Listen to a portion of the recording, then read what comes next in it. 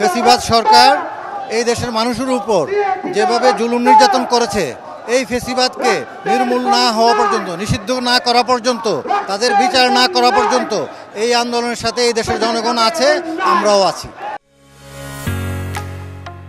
ঢালাইয়ের সেরা premier cement. সর্বপ্রথম যে দাবিটা সেটা হচ্ছে আওয়ামী লীগের দ্রুত সময়ে নিষিদ্ধ করার যে বিষয়টা সেটা।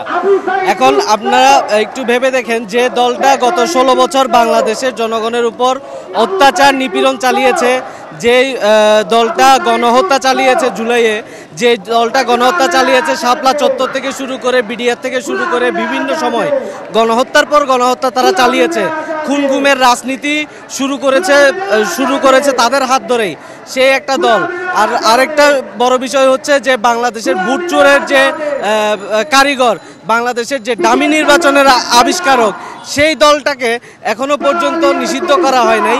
সেই দলটার মানুষ এখনো পর্যন্ত দাবি করছে যে তারা বৈধ একটি দলের মানুষ এবং তারা মিছিল মিটিং করার স্বাধীনতা আছে। যে দলটাকে আমরা রক্তক্ষয়ী যুদ্ধের মাধ্যমে, বিপ্লবের মাধ্যমে বিদায় করেছি, সেই দলটা যদি আবার ফিরে আসার চেষ্টা করে তাহলে আমরা তো আর এই বিষয়টা সহজে মেনে নিব না, এবং এটা মেনে নেওয়ার বিষয় না। এটা মেনে নেওয়া মানে হচ্ছে আমার 2000 শহীদ ভাইয়ের সাথে বেইমানি করা। এটা মেনে নেওয়ার মানে হচ্ছে আমার যে ভাইয়েরা হাত পা হারিয়েছে, চোখ হারিয়েছে, তাদের সাথে বেইমানি করা। এরপর দ্বিতীয় যেটা বিষয় সেটা হচ্ছে আন্তর্জাতিক ট্রাইব্যুনালে দ্রুত সময়ে বিচার নিশ্চিত করা, যেটা সবচেয়ে বেশি জরুরি। আওয়ামী লীগ গত 16 বছরের যে অত্যাচার নিপীড়ন, এটার বিচার অবশ্যই দ্রুত সময়ে করতে হবে। আর তৃতীয় বিষয় হচ্ছে জুলাই ঘোষণাপত্র। এটা আপনারা ভালো মতোই জানেন যে একটা বিপ্লব সংগঠিত হওয়ার পর সেটার যে সার্টিফিকেশন, সেটার যে ঘোষণাপত্র, এটা সবচেয়ে বেশি জরুরি। এটা যদি জুলাইয়ের ঘোষণাপত্র না থাকা মানে জুলাইয়ের অস্তিত্ব না থাকা।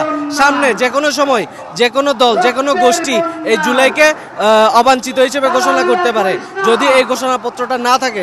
সেই জন্য এই তিনটা দাবি খুবই খুবই জরুরি বর্তমান সময়ে। আন্দোলন গত পরশুদিন থেকে আমরা এখানে অবস্থান কর্মসূচি করছি।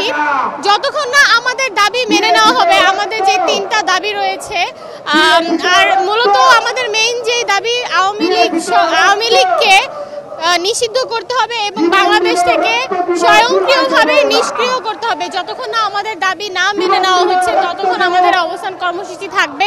ইনশাআল্লাহ এই শাহবাগ থেকেই আমরা একটি ধ্বনি পাবো, আমরা একটা নতুন সকাল পাবো, নতুন দিন পাবো, যেখানে আওয়ামী লীগ নামে কোনো সংগঠন থাকবে না।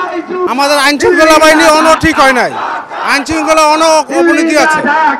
আইন শৃঙ্খলা ঠিক হইলেই আমাদের দেশ ঠিক হয়ে যাবে। আর যেভাবে রাষ্ট্রপতি পালাইছে এইভাবে পালানোর কথা না, এইভাবে পালানোর কথা না। কেন পালাইলো? আইন শৃঙ্খলা অনেক অবগতি আছে। এই বিপ্লব দিব না এবং জনে জনে খবর দে, আওয়ামী লীগের খবর দে। আমার ভাই কবরে, খুনি কেন বাহিরে। আমাদের এই স্লোগানে হচ্ছে আমাদের এই সমাবেশ মুখরিত হচ্ছে, কিন্তু আমাদের সমাবেশ এইখানে না, আমাদের এই সমাবেশ সারা বাংলাদেশে হচ্ছে এবং সবার একই কথা, জীবন দিব, জান দিব, জুলাই বিপ্লব দিব না। এবং আমাদের অনেকগুলো দাবি আছে এখানে।